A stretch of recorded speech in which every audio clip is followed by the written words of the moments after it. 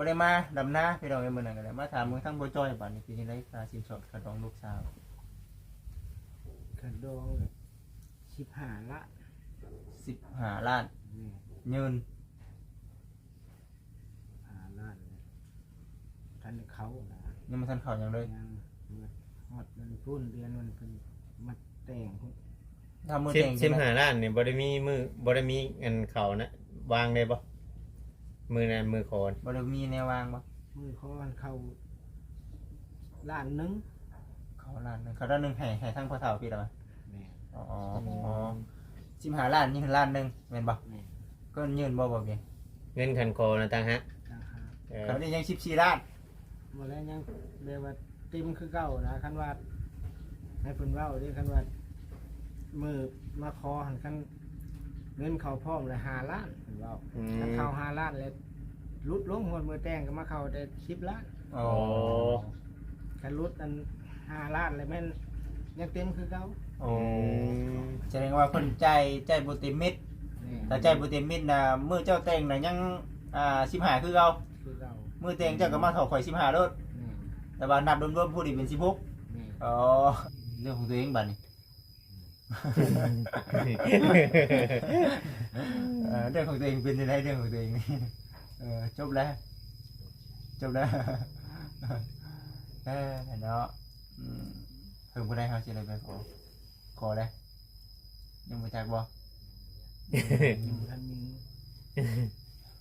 มันได้เว้าได้เว้านำพ่อเฒ่านะเนาะ ยังบ่ได้ฮู้กันเลยเนาะ อาจจะหาเงินได้นะแบบพากันหาเงินได้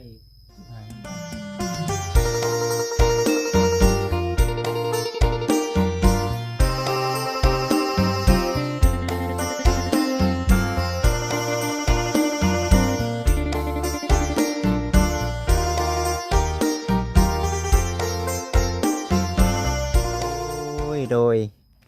บ่จิตเองกราบทักทายสบายดีเด้อกราบสบายดีสวัสดีพ่อแม่พี่น้อง FC ทุกท่านมื้อนี้วันนี้เนาะทางบ่จิตเองพาพ่อแม่พี่น้อง FC พี่แลพี่น้องเอ้ยอยู่ที่บ้านดงมักแย้วมื้อนี้ก็ได้มาหาพ่อจ้อยพี่น้องเอ้ยเนาะพ่อน้องเตมื้อนี้ก็ได้หลังจากว่าผ่านเรื่องราวหลายๆอย่างที่ว่าเขามากระนำสัมพายุนะพี่น้องเอ้ยเนาะช่วงวันที่แล้วนี่กระวนกระวายหลายอย่างในแนวเนาะแต่ว่าปัจจุบันนี้คือสีดุดวงไปด้วยดีแล้วล่ะมื้อนี้บ่จิตเองก็สิเข้าไปถามไทยก่อนดังจากว่าบ่ได้มาแต่เฮิงนี่แหละพี่น้องเอ้ยบ่ขออนุญาตนำเนาะตั้งแต่ลำหน้าเนาะเดี๋ยวสิเข้าไปถามไทยทั้งครอบครัวเพิ่นก่อนเนาะกินข้าวกินน้ำได้บ่เนาะนั่นแหละพี่น้องเอ้ยใช่อยู่เฮือนอยู่บ่ก็เห็นแวบๆกินนี่ของน้ำของในเพิ่นเอ้าบ่จ้อยสบายดีบ่คือบ่มีแฮงแท้ ไปพูนไปห้องน้ำนี่ใช้บริการได้อยู่บ่นี่บริใช้เนาะ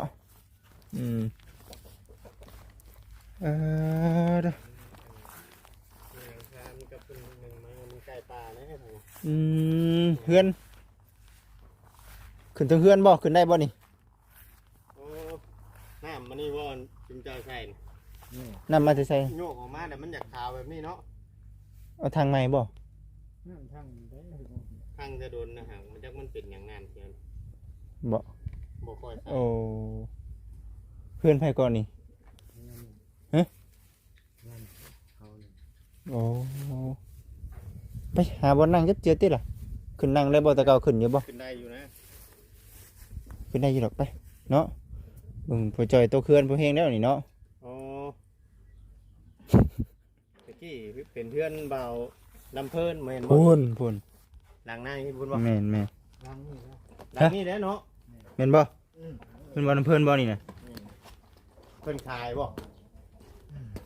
ขายแล้ว โ ให้ทางเขาไอ้นางนี่ อืม อืม พี่น้องเอ้ยฮ่าเมื่อยป่ะเฮ็ดหยังในปัจจุบันนี่ ยังเด็กมาหาเด็กก็ หาโลกะ เราการรับจ้างบ่ หาโลกะรับจ้างมันดูบ่เบียงได้อยู่บ่ ได้อยู่ พี่น้องเอ้ยเนาะกายสบายดีสีบัจจุกูสู่คนกินข้าวได้ ยัง จักมุงแล้วพากันกินข้าวอยู่เมื่อไรข้าวนะ ยัง อืมหาอยู่หากินได้ใดก็เดี๋ยวนี้ หาลูกกะ โลกะบ่อืมโลกะรับจ้างไปหาดำให้ดำหน้าเนาะ หาลูกกะนี่เขาจ้างให้ลูกมึงเข้าลูกเองกับด โอ้ดำนี่เขาก็จ้างเป็นมันบ่คือแบบเดียวกัน ำเป็นวัน เป็นวันบ่ วันเซนห้า โอ้ เนาะวันเซนหาเฉพาะดำลูกได้สะมัดละ 2,000 มันละ2,000จูบ่ได้ไปมานี่ มันไป เป็นจังได เราเมื่อย เออเดี๋ยวเบิดน้ำนะเนาะว่าเบิดน้ำคือนาบุจิตกับบ่เวียงนี่พี่น้องเอ้ยเบิดน้ำแล้วโจ๊ะเนาะ อืม โจ๊ะแล้วมันบ่มี คนบ่ น้ำ ตก มี โด ใน น แล้ว นะเนาะ แม่น หลายมือเลย น้ำมีในแล้ว พอดับจากจิบมือทางบ้านเฮาฝนบ่ตกนี่เนาะ ประมาณนั้นเนาะ ต้องจิบมือ บ่ตกเพิ่นเลยนะ ก็ให้อันน่ะน้องเตเด้ เป็นดำหน้า ดำนาบ่อยู่นี่แหละนอนอยู่นี่บ่จูเจ้านอนอยู่นี่บ่ เงินนอน น้องเตเด้ฮะ มันไปนอนพุทธ เงินป้า มันไปนอนอยู่คนเด้อนอนหมึงดำหน้าพุ่น โอ้ไปนอนอยู่บนดำนาเลย เขาจ้างเป็นวันบ่ เป็นวัน โอ้แต่หลายคนบ่ไป รู้คุณไปแต่เพิ่น อืม ถือว่าแบบอันนั้นเลยนะเนาะ เอาไปเที่ยวนะเนาะ เมาเลยนะ เที่ยว อืม นี่แหละเนาะคำบ่หาเปิดบ่ได้ติ นี่ บืนไปพี่น้องเอ้ยน้องติ๊กได้บัดนี่ ไปลูกกะ น้องติ๊กก็ไปโรก้าคือกันเนาะ นี่ อืม นี่ก็สิถามนี่คือเพราะว่าหนึ่งคือทางครอบทางครัวเพิ่นพี่น้องเอ้ยเนาะหลังจากว่าพากันมาอยู่บ้านอยู่เมืองเนาะพากันเฮ็ดแนวนั้นเฮ็ดแนวนี้ว่าซั่นพี่น้องเอ้ยเอาก็สู้เอาหั่นแหละครอบครัวเนาะถ้าแต่ผู้เดียวหามันบ่ได้เด้เนาะต้องซอยกัน แม่ อ่า หาผู้เดียวมันบ่ทัน บ่ทันเนาะ แม่ เอา2คนมื้อหนึงก็300,000แล้วเอาเบิ่ง4คนก็600,000ซื้อข้าวซอยกันบัดนี้เนาะ เปิดสิได้ข่าวชอบหนึงก็700,000ปลายเลยติ เนาะ แม่นอยู่ กุ้มนะจำไหนจำหนึ่งยามนี่ยังพ่ออันมื่นตาอ้าปากได้อยู่ได้ยามนี่มันมีเวียกเนาะมันเป็นยามเวียกเนาะ แม่ ยามแดงนี่โอ้ยจักสิไปเฮ็ดเวียกหยังยามแดง อืม เบิดตัดอ้อยนี่ก็แม่นอยากเบิดโดได้เวียก เอานี่ดอกบัดนี้ก็ได้หรือว่ามาอยู่บ้านดงบางเงี้ยวกับเวียกนั่นเวียกนี่แหละสู้ๆเนาะ แม่ ก็คือว่ามาแต่พุ่นแล้วหาน้องตุ๊กเนาะแต่น้องตุ๊กเพิ่นก็บุกเบี้ยคือกันได้น้องตุ๊กเพิ่นก็ได้บ่ได้อยู่บ่ได้เช้าทางนั้นก็ได้พี่น้องเอ้ยเนาะก็เลยว่าเอ้ามื้อนั้นบ่ได้เห็นเฮาแล้วว่ามื้อน่ะมื้อคอนะ บ่ บ่ได้มามื้อนั้นน่ะคออยู่ไสก็อยู่เฮือนนี่ นี่นี่เงิน โอ้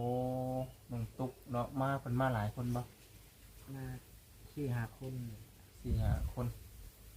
4-5 คนนี่ก็จะเป็นในเรื่องของทั้งญาติพี่น้องเพิ่นนั่นแหละเนาะ แม่ ในบ้านเพิ่นยังบ่ถึงขั้นเพิ่นเนาะแม่นบ่ แม่ มาบ่ในบ้านมัน มาแต่ผู้ห้อง มาห้องในบ้านถือว่าจบเรียบร้อยบ่ แม่ ตามพิธีของประเพณีเรียบร้อย แม่ อืมแต่ว่าทางภายยิงเฮานี่บ่ขออนุญาตนํพี่น้องเนาะถ่ายคลิปเอาแม่นเบิ่งครึ่งเบิ่งคลิปก็บ่ได้เบิ่งเพราะว่ากึบกับเวียกกับงานกับให้กับหน้าก็เลยมาถามย้อนคืนจักแม่นผู้ใดมานำแน่มื้อนั้นก็บ่จักเนาะภายในซะทีมงานมานำมื้อน่ะ นี่จะว่าวเล่าวเลยมา คนเดียว แม่ โอ้เห็นบ่ ว่าเราพอดีเนาะ ได้จังหวะก็เลยว่ามาถามไทยคืนหั่นนะว่าเฮาเองก็เคยฮู้ๆกันอยู่หั่นนะพี่น้อง FC ว่ามื้อวันศุกร์ว่าซั่นเป็นมื้อขอน้องตุ๊กว่าซั่น FC เพิ่นสิพลาดตอนเอ้าบ่จิตบ่ได้มาอุตส่าห์ท่าเบิ่งได้เนาะบ่เวียงเนาะ แม่น เลยบ่ได้มาดำนาพี่น้องเอ้ยมื้อนั้นก็ได้มาถามเบิ่งทั้งบ่จ้อยบัดนี้เป็นจังได๋ค่าสินสอดค่าดองลูกสาว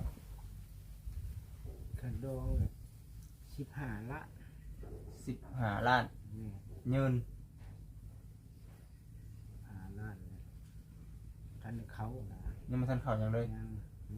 ฮอดมันพุ่นเดือนมันเป็นมาแต่งพุ่น ถ้ามื้อ สิบ แต่ง สิบห้าล้านนี่บ่ได้มีมือบ่ได้มีเงินเขานะวางได้บ่มือนั้นมือคอน บ่ได้มีแนววางบ่ มือคอนเข้าล้านหนึง เข้าล้านหนึงเขาด้านหนึงให้ทั้งพ่อเฒ่าพี่ล่ะ แม่ อ๋อ15 ล้านยืนล้านหนึงแม่นบ่ แม่ ก็ยืนบ่เวียง เงินคันคอนะตังฮะ ราคา คันคอเท่าไหร่ก็ 3 ล้านห้า นักอยู่ได้คันคอ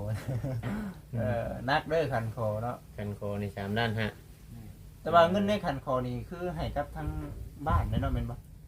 แม่นให้ทางบ้านไปว่าเป็นแบ่งกันนะ เงินขายคำปากคำหยังแน่นะเบิ่ง เพิ่นในนั้นเนาะบ้านเนาะ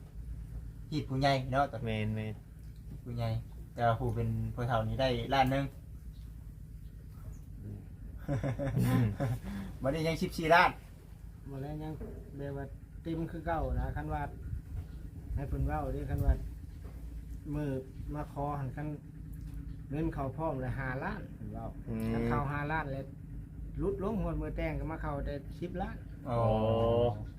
คันลุดอัน5 ล้านแล้วแม่นยังเต็มคือเก่า โอ้แสดงว่าเพิ่นใจายบ่เต็มเม็ด นี่ ถ้าใจายบ่เต็มเม็ดน่ะมื้อเจ้าแต่งน่ะยัง15คือเก่า คือเก่า มื้อแต่งเจ้าก็มาเท่าข่อย15โลด นี่ แต่ว่านับรวมๆผู้นี่เป็น16 นี่ อ๋อ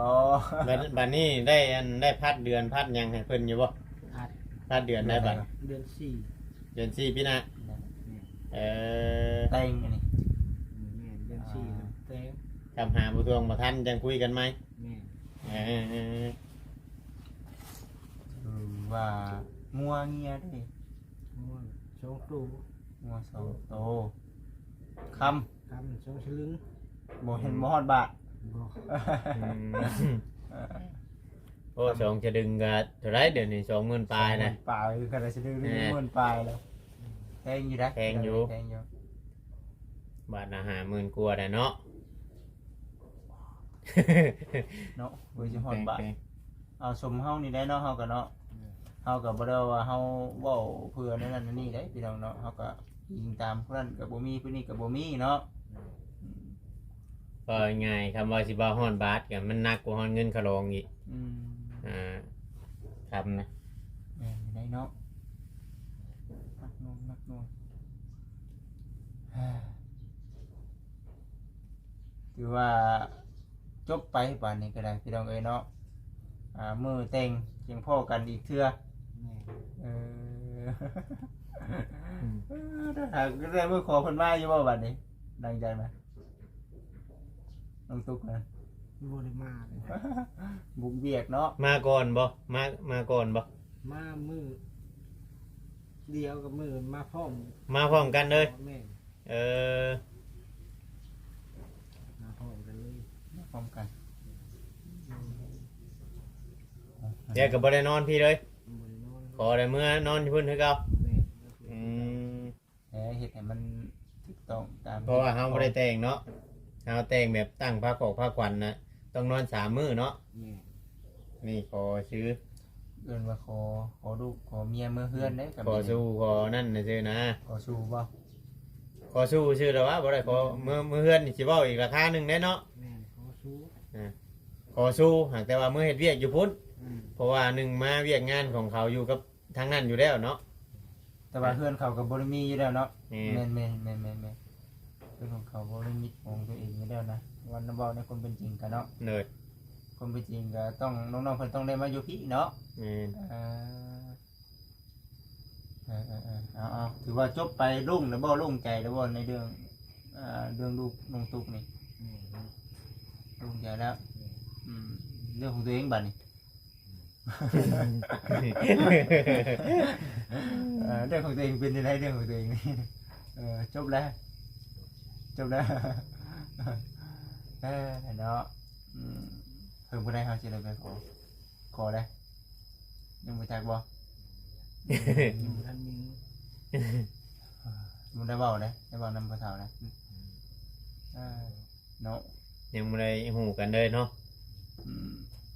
ถ้าเป็นว่าหาเงินได้นะแบบพากันหาเงินได้ จะหาเงินได้ติ จะสิเมื่อ อืม ถ้าว่าสิเมื่อรถบ่กล้าเมื่อ อืม เมื่อเพิ่นก็สิเร่งรถได้ให้ขอให้ยังแล้วก็บ่มีเงิน อืม ว่ากันหาเงินก่อน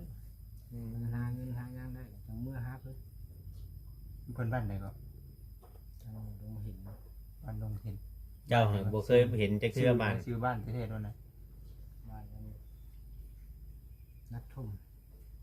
นาทง นาทม ทุ่ม นาทม ที่บ่มันนาทมใช่ไหมนาทมบ่เพียง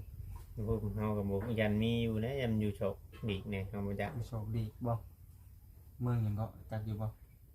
จักเมืองนั้นนี่ดิเมืองหยัง เมื่อ โอ้ยเนาะโอ้เนาะแต่ว่ายังบ่ได้ไปว่าไปยาน้ำทางพระเฒ่า อย่าง ทางนี้ก็ได้พี่น้องเอ้ยเนาะจักให้มันแล้วอยู่บ่ นี้นี่แหละ ก็กะว่าจะได้บอกกันกับเมีย บ่ทันนี่เว้า มันทันได้เว้าบ่ ยัง อืมปรึกษากับเมียวันใดๆก็ เราผู้ชายกันมีแต่ว่าหาแล้วก็ไปหาเฮ็ดงานเฮ็ดหยังก่อน อืม เก็บเงินได้แล้วจังเมื่อ เก็บได้จังเมื่อเนาะบอกกล้าเว้าย่านแบบทั้งภาษาเป็นเด้งเนาะอ๋อ เป็นเรื่องเลยมันสิบ่มีเงินขอขึ้น แหงสิอุกใหญ่อีกติ แม่น อืมแต่ว่าฮักแมันบ่ฮัก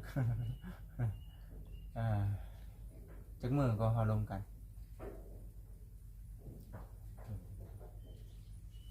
นับมือนับเรือนเพิ่งเติมเนาะถือว่าฮู้ใจพอสมควรอยู่เนาะฮู้จักใจกันพอสมควรอยู่แล้วเราก็คือสิฮักอยู่แหละพี่น้องเนาะจึงมาอยู่นำทั้งที่บ่ได้นั้น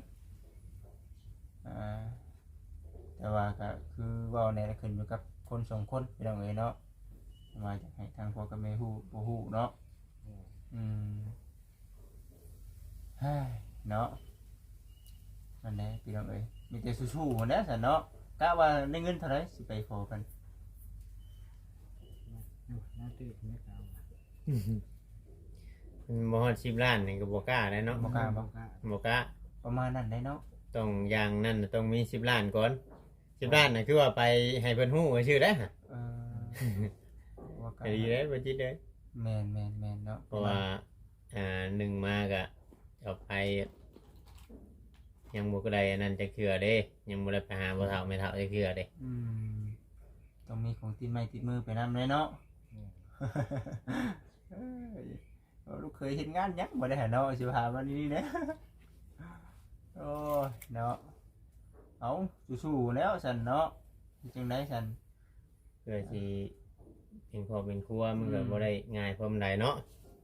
แต่ว่าแม่นแต่ว่าในเรื่องถ้าหากว่าเนาะมีเงินมีคำไปขอเมียเนาะคือเว้ากันเรียบร้อยบ่ว่าคือทางเมียน่ะสิมาอยู่พี่หรือว่าเจ้าสิมาอยู่พุ่น เที่ยวนะแม่นได้ขอได้ยังได้ย่ามหน้าเลยมื้อเฮ็ด มือเห็นพุ่นแต่เพิ่นก็มีให้มีหน้าคือกัน นี่ โอ้ แค่หน้าตะกร้าเพิ่นน่ะมีอยู่เนาะ แม่น เอ้ยน้องเพิ่นมีอยู่แล้ว นี่ ก็เลยฮอดยามแดงน่ะหรือว่าฮอดยามดำให้น้ำหน้าแล้วน่ะพากันมาหาสู่อยู่ทางนี้เนาะเฮือนนี่ก็เป็นเฮือนผู้ใหญ่เพิ่นได้เนาะเฮ็ดให้นี่แม่นบ่ แม่น เฮือนผู้ใหญ่เพิ่นเฮ็ดให้พี่น้องเอ้ยทางไอ้เตียงบ่ แม่น ทางไอ้เตียงเพิ่นเฮ็ดให้ก็ดีคือกันในพี่น้องเนาะคันว่ามีคนมาอยู่ก็ได้มันก็สิได้อันน่ะอุ่นนี่ได้เฮือนซานนั่นเป็นเนาะมันบ่ห่างได้เนาะ มี เฮือน แต่ ซานนั่น ที่ เป็ บ่ น เฒ่า เนาะ บ่มอง แม่นบ่เศร้าบ่มองเฮามาอยู่มาเศร้าเนาะ ฮอดพี่บ่เดินจะฮอดพี่บ่ บ่ฮอดแต่รักอันนั้นเด้ โอ้ รักใกล้ หัวนะ โอ้หมองน้ำนะ แม่น โอ้แต่ว่าเลื่อนนี่เลื่อนตายเลยนี่แม่นบ่ มีทางออกบ่ โอ้โหเนาะ มองยาวคุงหุ่นบ่คุงหัวเราบ่ บ่ทันบ่ได้คุ้มนะแบบจูงให้กันออก โอ้ จงตัวนี้ออกไว้ แม่จูงทางให้กัน กินแต่ มัน นั้น ก็บ่ได้กว้างเนาะไปฮอดบางเงินก๊อกเก่าจังนั้นเนาะ แม่ หัวเลยหัวคนนี้เนาะบ่เนาะฮอดเก่าๆเนาะ ก็ มันมีทางลงตัวนั้นอีก ทา เด้ งอีกเนาะ อืม แต่ว่าปัจจุบันนี้ก็มีแต่นอนขึ้นนั่งขึ้นเดี๋ยวนี้เนาะหาเงินหาค่ำได้ใดดีเด้ว่าซั่นน่ะนะพี่น้องเอ้ยมื้อนี้ก็มาถามไทยทั้งพอจอยก่อนว่าซั่นน่ะนะหลังจากว่าจบมือไปมือโคไปเนาะอืมทางเฮาได้ซะทางพายิงได้มีไผแนมานำเป็นสักขีพยานพระผู้ใหญ่ ผู้ใหญ่ทางพันยิ่งแล้วมีผู้เฒ่าคนละมี3 คน คนบ้าง ครับในบ้านเพิ่น เอาในบ้านมาอีกข้างในเนาะ แม่ ในบ้านข้างในได้พี่น้องบ้านนี้บ้านนี้คือเป็นยังไงคือยังไงกับน้องตุ๊กบ้านนี้โล่งใจแล้วบ่ โล่ง ก็เป็นพังเป็นพาเลยเนาะ แม่ มันจังบ่อุกใจว่าซั่นตะกี้ก็คิดนำอยู่หั่นแหละเนาะแม่นบ่ คือ คิดอยู่คิดจังบ่ได้ว่าซั่นติจะคุมสิต่อได้ใดเนาะ เฮ็ดยัง อื บ่ได้ มมือไปใกล้เคียงน่ะเป็นจังได๋รู้สึกดีได้มือไปใกล้เคียง เพิ่นเอาในบ้านมาสั่งมาเลยเนาะมื้อน่ะเนาะ เรามาหลาย เอามาหลายจนบ่จักคนคุมเว้าได้เนาะแม่นบ่ บ่จัก โอ้เอาไปว่าคำว่าเฮาบ่ทันเพิ่นเนาะ บ่ทัน เออ นี่จะว่าช่วงช้างควบเลยยากนะ อื นั่ง ม เบิ่งเขาบอกว่า อืมแบบว่าเฮาเว้ารับ2-3คนยอกนั้นเพิ่นเว้ามาเบิดเลยเนาะ เอ้ยเนาะ เฮาบัดเห็นคนเว้าบ่เก่งเนาะคนเว้าบ่เก่งบัดไปพุ่นบัดมีแต่ผู้รักผู้ใหญ่พี่น้องเอ้ยเนาะไปเว้ากันว่าซั่นเอานั่นแหละพี่น้องเอ้ยเนาะถือว่าจบผ่านไปแล้วพี่น้องเอ้ยเนาะเรื่องลูกเรื่องเต้านี่ก็ถือว่าผ่านไปแล้วยังแต่เรื่องของทางตาพ่อเพิ่นบาดนี่เนาะยังบ่ทันได้จบเลยสิ้นเนาะถือว่าจักคนแล้วนี่เมียนี่ 2 คนเดี๋ยว เห็นเอา บัดนี้คำว่าไปอันเฮ็ดเวียกเฮ็ดงานบัดนี้น้องติ๊กกับน้องมิกนี่เอาไปนำบ่ เดี๋ยวเอาไปนำ อืมน้องแตงว่าเพิ่นไปหาเฮ็ดเวียกเฮ็ดงานก็แล้วแต่เพิ่นเนาะเป็นไงเด้ เอาน้องแต่เพิ่นก็บุกอยู่ได้ช่วงตะกี้ก็ได้ช่วยเลี้ยงก็ดีได้เนาะบัดนี้ คือว่าเต็มที่แล้ว แม่นถึงคิวพอแล้วบาดนี้เด้อเนาะถึงคิวพอเอาลูกเอาเต้าเนาะก็มีเล็กน้อยนำแน่ผมกินนี่ อีกทั้งนั้น น้อง น้องนิก มีบ่น่ะ แม่ เอา นอนบ่ นอน อืม นอนพากันอยู่ก่อนเมื่อยก็พักผ่อนเนาะ เพราะว่ามันแดดจำเดือนฝนก็ทำฝนตกแน่นี่แดดจะแค่แน่นะอันนี้ฝนไม่ได้ตกหล่นนะ มือแท้บ่ได้เห็นติ คือว่าแดดคือว่าแห้งเหี่ยมแห้งหยังไปได้น้ำก็ต้มไข่ก็ได้บางให้นานะ มันร้อนเนาะ หยัง อืม ฝนแห้ง ร้อนอากาศมันร้อนพี่น้องเอ้ยถือว่าสิประมาณนี้แหละเนาะบ่เบียง เลย มีแต่สู้ๆหั่นแหละเด้อเนาะบ่คิดหยังหลายฮ้อนมื้อฮ้อนยามมันก็มีอีกดอก ค่อยเก็บค่อยหาไปเนาะแต่ว่าคือเงินปัจจุบันนี่เป็นจังไดพอได้เก็บอยู่หรือว่าได้มาได้ซื้อข้าวซื้อน้ำ ก็บ่ทันได้มาพากันซื้อเขา แม่นบ่ แม่ อืม ซื้อเขาอะไรมา ได้มาซื้อข้าวได้มาซื้อข้าวเนาะเพราะว่าเฮาหาเงินซื้อข้าวเด้บ่ได้หาเงินมาแบบว่านั่นเนาะ เรื่องเวียกนี่มันก็บ่ได้มีซุมื้อแม่นบ่ แม่น มันบ่ได้คือเฮาอันนั้นเด้พี่น้องเอ้ยเนาะมันบ่คือเวียกประจำเด้เนาะอันนี้เป็นเวียกให้เวียกหน้าแน่บัดนี้เติมหนึงอยู่หรอกเนาะ แม่น อืมสู้ๆเนาะ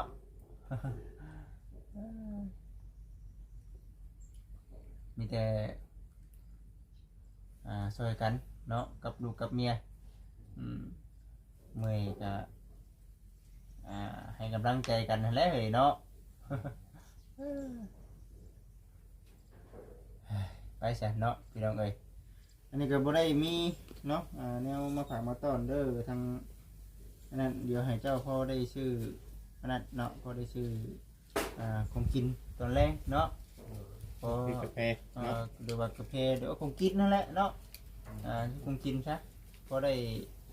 ให้ เอาไปดิตื่มกัน แม่น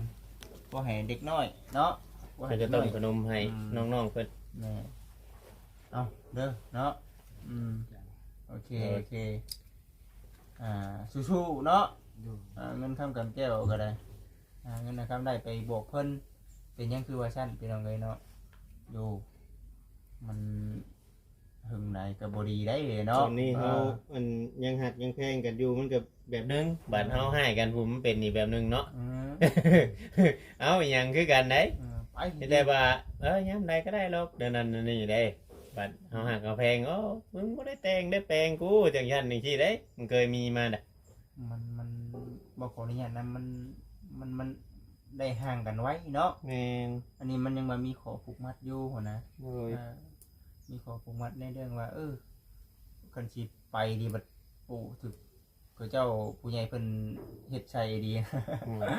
แค่นี้เนาะ มีข้อบังคับบ่ มีขอบังคับบัดมันจังเป็นครอบเป็นครัว แม่น พี่น้องเอ้ยอันนี้คือผู้ใหญ่เพิ่นเฮ็ดให้นะ เออ ก็ดีคือกัน เนาะ เขาเพิ่นเว้าเพิ่นเฮ็ดเพิ่นแต่งย้อนว่าอยากให้เป็นพังเป็นพานแหละคำผู้ใดบ่อยากเสียเงินเสียคำก็อดอยู่นํกันเนาะไปใช้ไปกับไปใช้เสียไปยิงไปกับไปยิงเสียแบบนี้หั้นนะมันจังว่ามีกฎเป็นนี้เกิดขึ้นเนาะเพราะฉะนั้นก็อยากสร้างครอบครัวไปดนๆอยู่แล้วว่ะ ดูนะ เนาะเข้าหาได้เป็นไฟชายเนาะ พี่น้องเลยเนาะไปเซ็นเดอร์พอจอยเด้อมื้อหน้ามื้อไหนมื้ออื่นอยู่เพื่อนอยู่บ่ จังว่ามื้ออื่นเดี๋ยวไปลูกค้า อ๋อ อืม เนาะไปเซ็นเดอร์มื้อหน้ามื้อไหนมาเยี่ยมมายาม